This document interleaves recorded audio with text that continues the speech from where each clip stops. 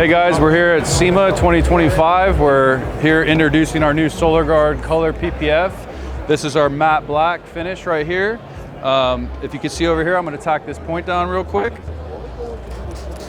Got my slip solution all over there to position it. We've already done the rest of this fender. I'm just doing a little corner here to show you a demo.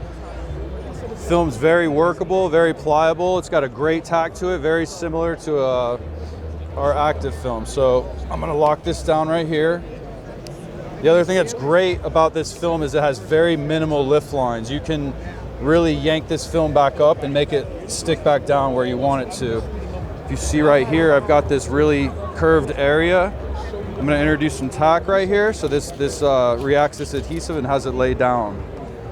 There again, this film has a very, very friendly installability with a great matte finish. As you can see right there, it tacks down amazingly.